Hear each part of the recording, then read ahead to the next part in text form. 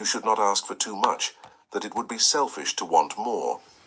This false humility is often rooted in religious conditioning. You were taught that poverty is noble, that suffering brings you closer to God, that rich people are morally suspect. Holmes says this is a perversion of spiritual truth. The universe is abundant. God is infinite supply. To limit yourself is not humility. It is an insult to the abundance that wants to express through you. You are a channel for the divine, and when you constrict the channel, you are blocking the flow not just for yourself, but for everyone who could benefit from your expanded expression. Holmes taught that true humility is not about making yourself small. True humility is recognizing that you are not the source of the abundance. The universe is the source. You are simply the vessel.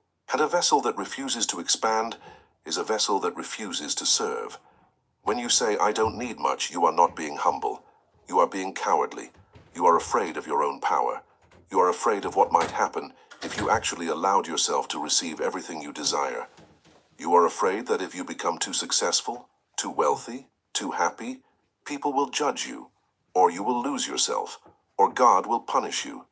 But Holmes says God does not punish expansion. God celebrates it. The universe wants you to thrive. It wants you to overflow.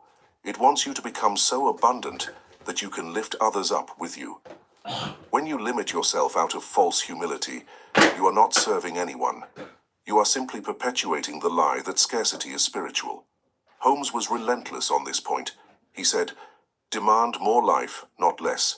Demand more expression, not less. Demand more abundance, not less. This is not greed. This is alignment with the nature of the universe itself." The antidote to false humility is to reframe abundance as a tool for good. When you desire wealth, do not desire it for selfish reasons alone. Desire it so that you can fund projects that matter, so that you can support causes you believe in, so that you can be generous without limitation. When you desire health, desire it so that you can serve with energy and vitality. When you desire love, desire it so that you can give love more fully. Holmes taught that when you connect your desire to a larger purpose, the false humility dissolves. You are no longer asking for yourself. You are asking so that you can be a greater conduit for the divine. The second fatal mistake is the reversion, the collapse back into the old mental equivalent. This happens when you build the big mold in the morning and shrink back to the small mold at night. You spend 10 minutes visualizing abundance, and then you spend the rest of the day worrying about bills. You affirm health in your meditation, and then you spend the evening complaining about your symptoms. You claim your worth in the mirror, and then you accept disrespect from your boss without protest. Holmes says this is like trying to fill a bucket with a hole in the bottom. The universe cannot fill a fluctuating mold. It creates a mess. The reversion happens because the old mental equivalent is deeply ingrained. It has been reinforced for years, perhaps decades. It is comfortable. It is familiar. It is the default setting of your subconscious mind. And when stress arises, when challenges appear, when circumstances contradict your vision, the subconscious mind reverts to the old setting because that is what it knows. Holmes taught that you must catch these reversions the moment they happen and consciously redirect your mind back to the larger mental equivalent. This requires vigilance. You must become a watcher of your own thoughts. You must notice when you slip into worry, into doubt, into fear. And the moment you notice it, you must stop and say, "No, I'm not going back to the old mold. I am holding the new mold. I refuse to collapse." This is not about suppressing negative emotions. It is about refusing to dwell in them. It is about acknowledging the fear and then choosing to return your attention to the vision. Holmes said that every time you do this, you strengthen the new mental equivalent and weaken the old one. Eventually, the new one becomes the default. The reversion is also fueled by the opinions of others. When you share your vision with people who do not understand the law, they will often try to pull you back down to their level. They will say, "Be realistic. Don't get your hopes up. You're setting yourself up for disappointment." Holmes says you must guard your vision like a sacred treasure. Do not cast your pearls before swine. Do not share your mental equivalent with people who will trample on it. Find a community of like-minded individuals who understand the principles and who will support your expansion, not sabotage it. Holmes also warned against the trap of measuring your progress by external results. When you are building a new mental equivalent, there is often a lag time between the internal shift and the external manifestation. During this lag time, your circumstances may not change immediately. In fact, they may appear to get worse before they get better. This is the universe clearing out the old patterns to make room for the new ones. If you judge your mental equivalent by your current circumstances, you will collapse. You will say, "This isn't working. I'm wasting my time." And you will revert to the old mold. Holmes taught that you must hold the new mental equivalent regardless of external evidence. You must trust the law even when the law appears to be ignoring you. You must understand that the law is always working, always responding, always honoring your mental equivalent, but it works on its own timeline, not yours. Your job is not to force the manifestation. Your job is to maintain the mold. The universe will handle the rest. The moment you start trying to control how and when the demonstration appears, you introduce doubt, and doubt cracks the mold. The refinement is about eliminating these fatal mistakes. It is about becoming so consistent, so unwavering, so committed to your new mental equivalent that nothing can shake you. Not circumstances, not opinions, not delays, not setbacks. Holmes said that this level of faith is rare, but it is also the only thing that produces miracles. The miracles do not come from the universe deciding to favor you. The miracles come from you maintaining a mental equivalent so large and so stable that the universe has no choice but to fill it. Now we turn to the master's tips, the advanced insights that separate the novice from the adept. Holmes provided many teachings throughout his life, but there is one command that stands above all others, one statement that encapsulates the entire science of mind. He said, "The limit of your ability to demonstrate depends on your ability to provide a mental equivalent. Expand your thought, and you expand your life." This is not a suggestion. This is a law. It is as reliable as the law of gravity. If you want to change your life, you must change your thought. There is no other way. Holmes also taught that you must become comfortable with the idea that you are the thinker, not the thought. You are not your circumstances. You are not your bank account. You are not your diagnosis. You are not your past. You are the consciousness that is observing all of these things, and you have the power to change them by changing the mental equivalent you are holding. This distinction is critical. Most people identify with their circumstances. They say, "I am poor, I am sick, I am alone." Holmes says, "No, you are the thinker who is currently thinking thoughts of poverty, sickness, and loneliness, and you can think different thoughts." This shift in identity is the key to all transformation. When you realize that you are not the victim of your circumstances, but the creator of them, everything changes. You stop asking, "Why is this happening to me?" And you start asking, "What mental equivalent am I holding that is producing this result?" This is the question of a master. This is the question of someone who understands the law and is ready to use it consciously. Holmes also emphasized the importance of persistence. He said that most people give up too soon. They build the mental equivalent for a few days or a few weeks, and when they do not see immediate results, they abandon the practice. They say, "This doesn't work." But Holmes says it does work. It always works.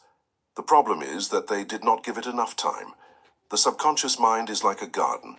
You cannot plant a seed today and expect a harvest tomorrow. You must water the seed. You must protect it from weeds. You must give it time to grow. The mental equivalent is the same. You must tend it daily, protect it from doubt, and give it time to manifest. Holmes taught that the demonstration is inevitable if you hold the mental equivalent long enough. The law does not fail. It cannot fail. It is the very structure of reality. But you must be willing to hold the vision through the darkness, through the doubt, through the delays. You must be willing to say, "I do not care how long this takes. I am not going back to the old mold. I am committed to this new mental equivalent, and I will hold it until the universe delivers." This is the faith that moves mountains. This is the faith that produces miracles. Another master's tip from Holmes is to practice the art of non-resistance. He taught that when you resist your current circumstances, you give them power. You lock them in place. You say to the universe, "This is real. This is solid. This is what I must fight against." But Holmes says your current circumstances are not real in the ultimate sense. They are simply the echo of your old mental equivalent. They are already dissolving. The new reality is already forming. Your job is not to fight the old. Your job is to focus on the new. When you stop resisting what is and start embodying what will be, the transition happens effortlessly. Holmes also warned against the trap of trying to manipulate specific outcomes. He said that you should define the mental equivalent, not the method. You should know what you want, but you should not dictate how the universe must deliver it. The universe has infinite intelligence and infinite resources. It knows pathways you cannot see. It can arrange circumstances in ways you cannot imagine. When you try to control the how, you limit the universe. You say, "It must come through this job, or this person, or this opportunity." But Holmes says, let go of the how. Hold the what. Trust the law to find the perfect channel. Holmes taught that the mental equivalent is not just about material things. It is about the quality of your consciousness. It is about who you are becoming, not just what you are getting. When you focus on becoming a person of integrity, of generosity, of courage, of love, the material things follow naturally. They are the byproducts of an expanded consciousness. But if you focus only on the material things, without expanding your consciousness, you will get the things and lose them, because you do not have the mental equivalent to sustain them. The final master's tip is this: live as if the law is true, even when you cannot see the evidence. Holmes said that faith is not about believing in spite of evidence. Faith is about acting in accordance with the law before the evidence appears. It is about spending money you do not have because you know it is coming. It is about speaking with confidence, even when you feel afraid. It is about treating yourself as valuable, even when the world has not yet recognized your value. This is not recklessness. This is alignment. This is living from the mental equivalent instead of living from the circumstances. Holmes said that when you live this way, you become a magnet. You attract people, opportunities, and resources that match your new frequency. You do not have to chase anything. You simply hold the mental equivalent, and the universe brings everything to you. This is the mastery. This is the refinement. This is the life that is available to anyone who is willing to do the inner work of expanding their consciousness and holding it steady until the outer world conforms. Now we must connect this teaching to the science that validates it. Ernest Holmes was not speaking in metaphors. He was describing a psychological and neurological reality that modern science has confirmed. The mental equivalent is exactly what Dr. Maxwell Maltz called the self-image in his groundbreaking work, Psycho-Cybernetics. Maltz, a plastic surgeon, discovered something extraordinary. He noticed that when he changed a person's face, some patients experienced a complete transformation in their personality and their life circumstances. But others, despite having the same physical improvement, remained stuck in the same patterns of failure and unhappiness. Maltz realized that the physical face was not the determining factor. The determining factor was the self-image, the internal picture that each person held of themselves.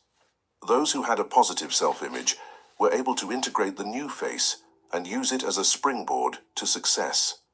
Those who had a negative self-image rejected the new face. They could not see it. They continued to behave as if they were still ugly, still unworthy, still limited. Maltz concluded that the self-image is a thermostat. It maintains a set point, and no matter what happens externally, the person will always return to that set point unless the thermostat itself is reset. This is precisely what Holmes was teaching. The mental equivalent is the thermostat. It is the set point. It is the internal governor that determines how much success, how much wealth, how much love, how much health you are allowed to experience.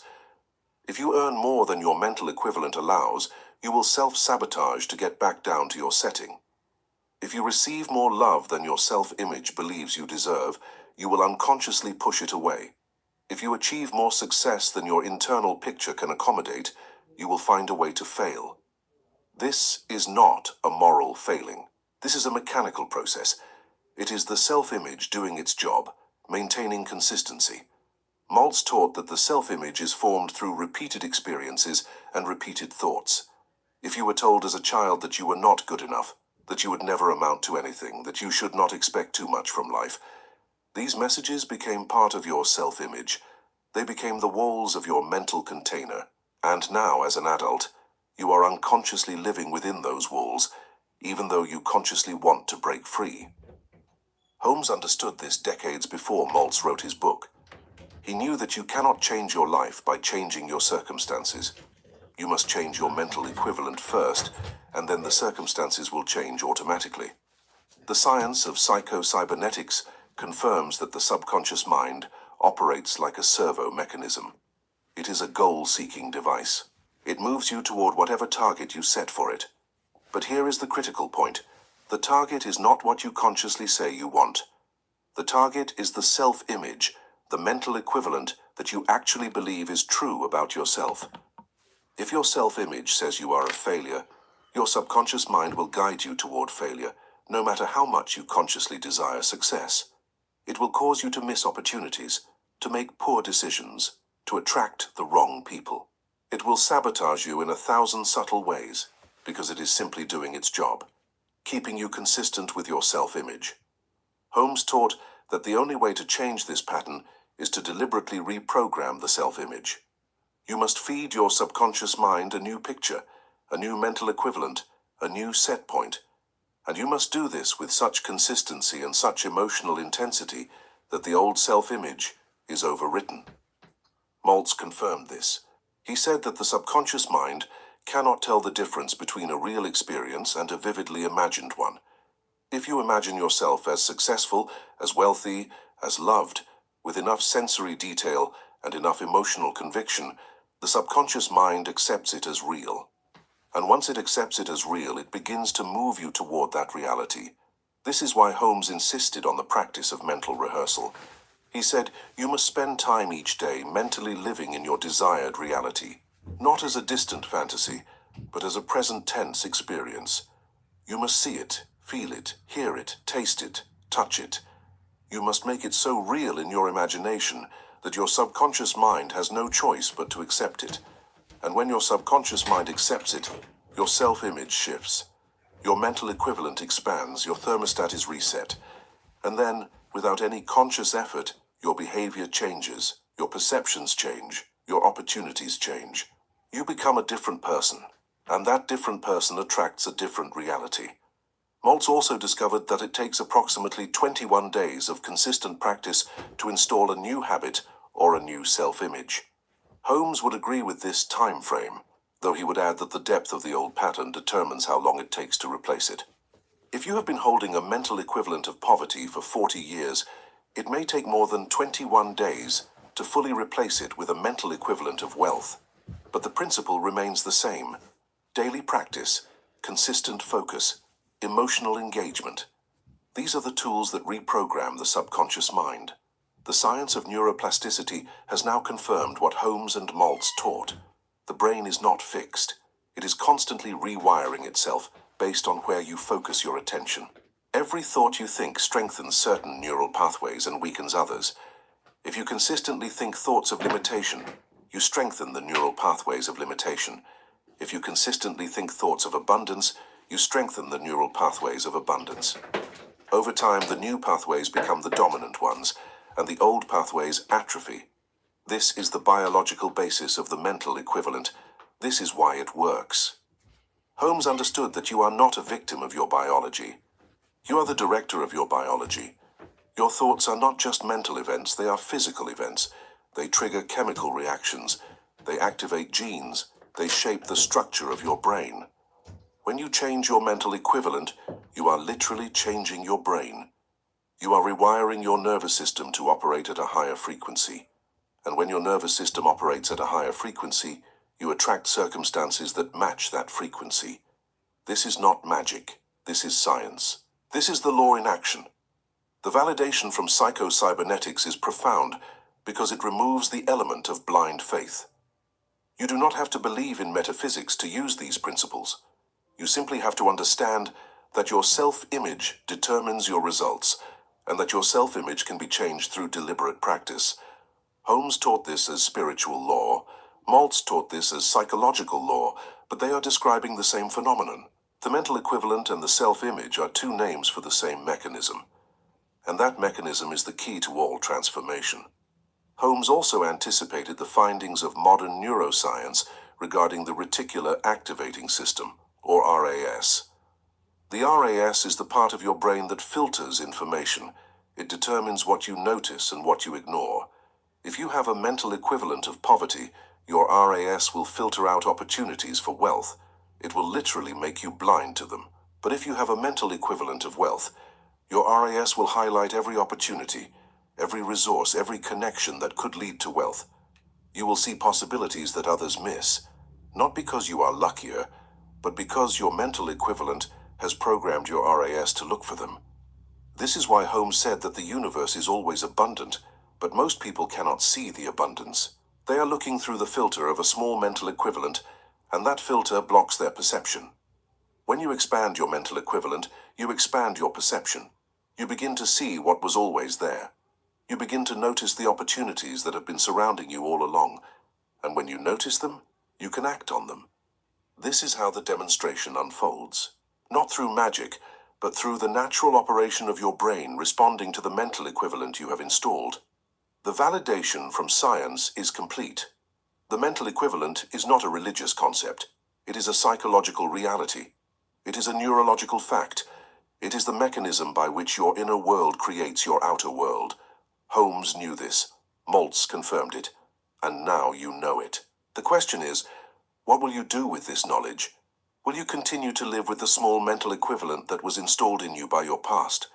Or will you take responsibility for resetting the thermostat and building a new self-image that matches the life you truly desire? Holmes taught that the choice is always yours. The universe does not care which mental equivalent you choose. It will honor whatever you provide. But you must choose consciously. You must choose deliberately. You must choose with full awareness that you are the architect of your own reality. And once you make that choice, once you commit to building the larger mental equivalent, the universe will support you. The law will respond. The demonstration will unfold. This is not a promise, this is a guarantee, because the law never fails. Now we turn to the anecdote, the real-world illustration that makes the principle tangible. Consider the story of a salesperson who was stuck earning $5,000 per month. She worked hard. She made her calls. She followed up with clients. She did everything her training taught her to do, and yet no matter how much effort she exerted, she could not break through the $5,000 ceiling. Some months she would come close to $6,000, but then a deal would fall through, or a client would cancel, or some unexpected expense would arise. By the end of the month, she was always back at $5,000. She was frustrated. She was exhausted. She began to believe that $5,000 was her limit, that she simply did not have what it took to earn more. But then she encountered the teaching of Ernest Holmes. She learned about the mental equivalent. She realized that her income was not determined by her effort. It was determined by her internal set point. And she began to investigate what that set point was. She asked herself, what do I believe about money? What do I believe about people who earn more than $5,000 per month? What do I believe about myself? As she sat with these questions, a memory surfaced. She remembered her father, a good man, a hard-working man, but a man who had struggled his entire life. And she remembered something he used to say. Only greedy people make more than that. He would say it whenever he heard about someone earning a high income. He would say it with disdain, with judgment, with the certainty of someone who believed he was morally superior because he lived modestly. And as a child, she had absorbed this belief. She had internalized the idea that making more than a certain amount was greedy, that it was wrong, that it was something to be ashamed of. This was her mental equivalent. This was the cap. She could not earn more than $5,000 per month because her subconscious mind believed that anything beyond that was greedy. And she was not a greedy person. She was a good person. Therefore, her subconscious mind kept her at $5,000 to protect her from becoming someone she would despise. This is how the mental equivalent works. It is not logical. It is not conscious. But it is absolute. It will enforce the rules you have internalized, even if those rules are destroying your life. Once she identified the belief, she began the work of replacing it. She used the protocol. She spent 10 minutes every day mentally dwelling in the reality of earning $20,000 per month. But she did not just visualize the money. She reframed what the money meant. She told herself, "This money is a tool for good. This money allows me to support my family. This money allows me to contribute to causes I care about. This money allows me to be generous without limitation." She normalized the higher income by connecting it to her values, to her purpose, to her desire to serve. She also began to raise her standards in small ways. She stopped buying the cheapest option. She started treating herself with more respect. She dressed better. She spoke with more confidence. She acted as if she was already the person who earned $20,000 per month. And slowly, over the course of several weeks, she felt the shift. The 20,000 no longer felt impossible. It felt normal. It felt like her new baseline. Her mental equivalent had expanded, and then the demonstration happened. Within 60 days, she hit $20,000. But here is the remarkable part. She did it with less effort than she had been exerting to earn $5,000. She was not working harder. She was working smarter. She was attracting better clients. She was closing bigger deals. She was noticing opportunities that she had been blind to before. Her RAS had been reprogrammed. Her self-image had been reset. Her mental equivalent had expanded, and the universe had no choice but to fill the new container. This is not an isolated case. This is the pattern. This is how the law works. Holmes taught that once you remove the internal cap, the external flow increases automatically. You do not have to force it. You do not have to manipulate it. You simply have to provide the larger mental equivalent, and the law takes care of the rest. The salesperson's story is proof. She was not special. She was not lucky. She simply understood the principle and applied it with discipline and faith. Holmes would say that this story is your story. The details may be different, but the mechanism is the same. You have a mental equivalent that is capping your income, your health, your relationships, your happiness, and that mental equivalent was installed by someone else, your parents, your culture, your past experiences. But it does not have to remain. You can replace it.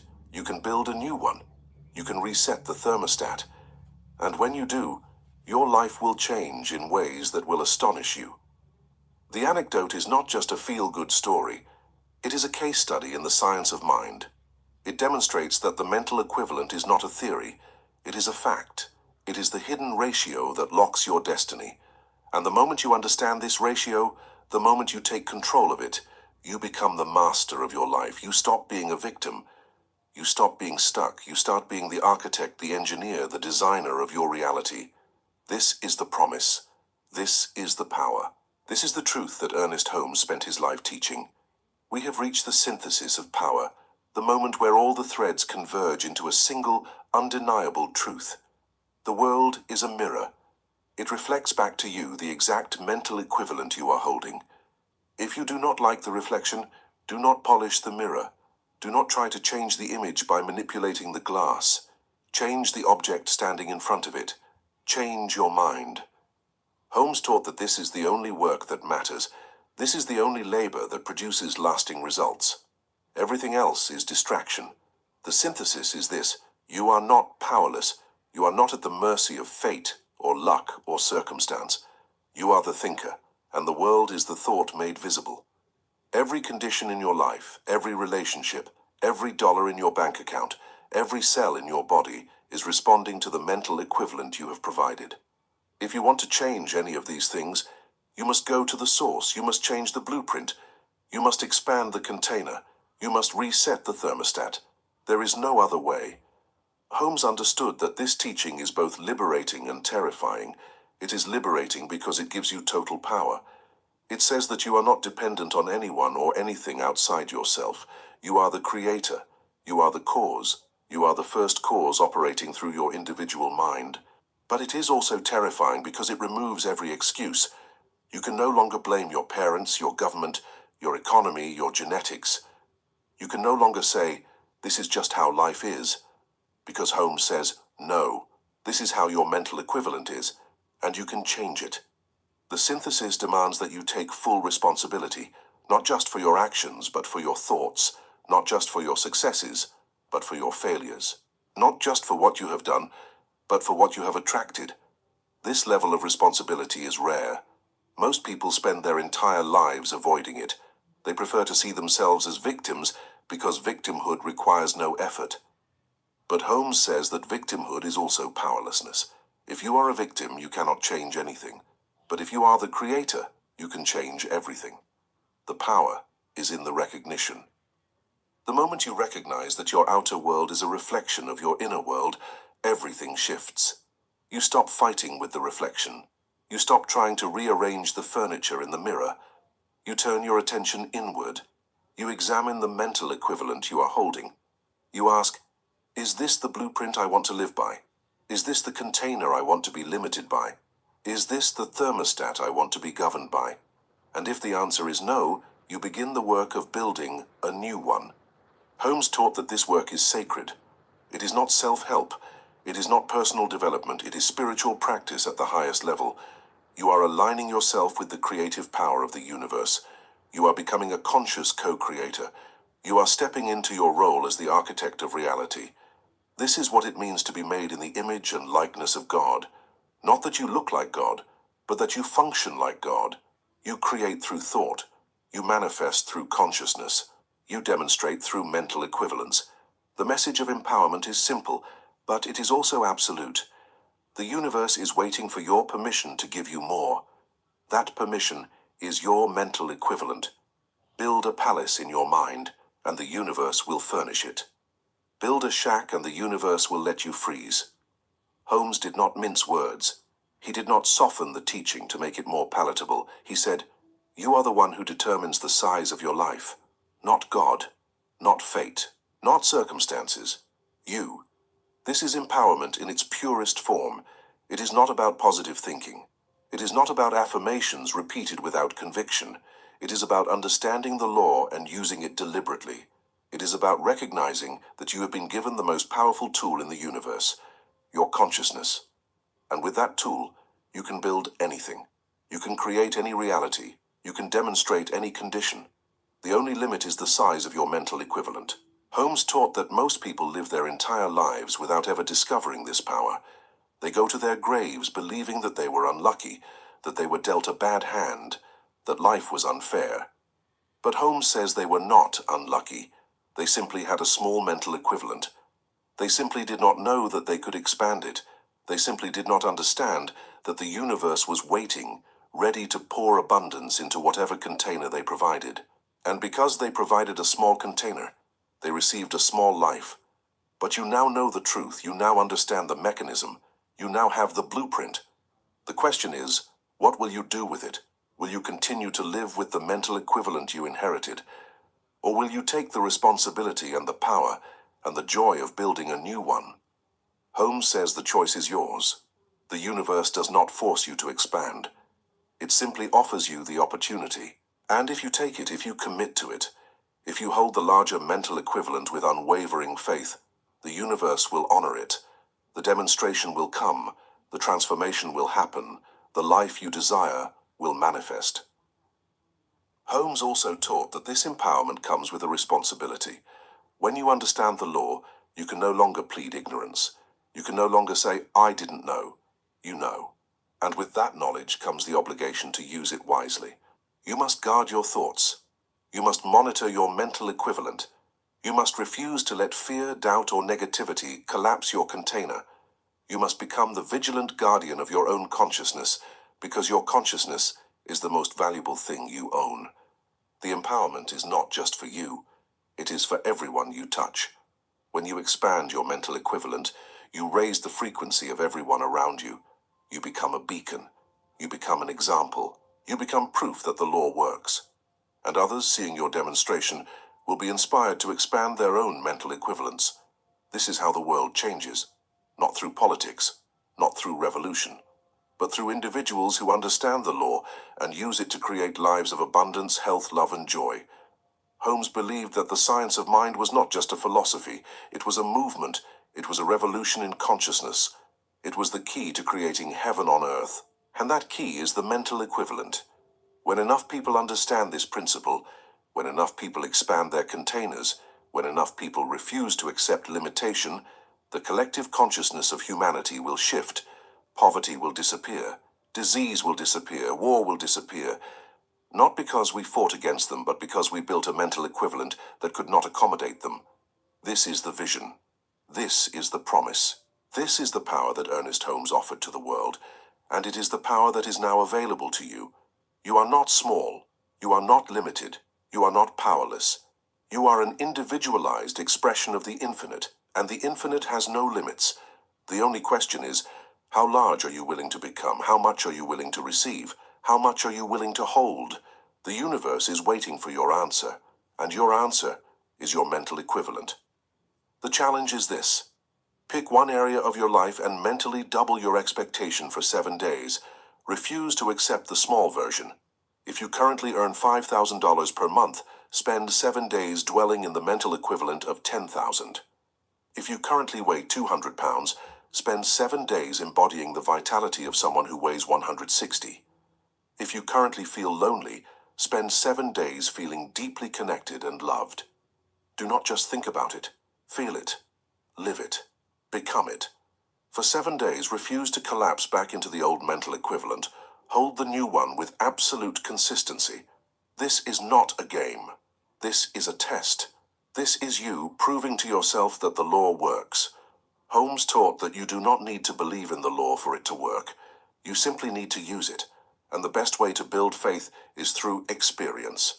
When you hold a larger mental equivalent for 7 days, and you begin to see shifts in your outer world, opportunities appearing, circumstances changing, people responding to you differently, you will know that this is real. You will know that you are not a victim. You will know that you are the creator. The challenge also requires you to refuse the temptation to measure your progress by immediate results. During the 7 days, your outer circumstances may not change dramatically, but your inner state will change. Your frequency will change. Your perceptions will change. And these inner changes are the precursors to the outer changes. Holmes taught that the outer world is always the last to change because it is the densest level of reality. The change begins in consciousness, then moves to emotion, then to behavior, and finally to circumstances. Trust the process. Hold the mental equivalent. The demonstration will follow. At the end of the 7 days, you will have a choice. You can collapse back into the old mental equivalent, or you can continue to hold the new one. Holmes says that if you hold it for 21 days, it will begin to solidify. If you hold it for 90 days, it will become your new baseline. And if you hold it for a year, it will be so deeply ingrained that you will never go back. This is how you permanently reset the thermostat. This is how you permanently expand your life. 1 day at a time. One mental equivalent at a time. One demonstration at a time. The final call to action is this. Subscribe to Sacred Logic to learn how to build the mind of a master. This channel is dedicated to the precise, mathematical spirituality of Ernest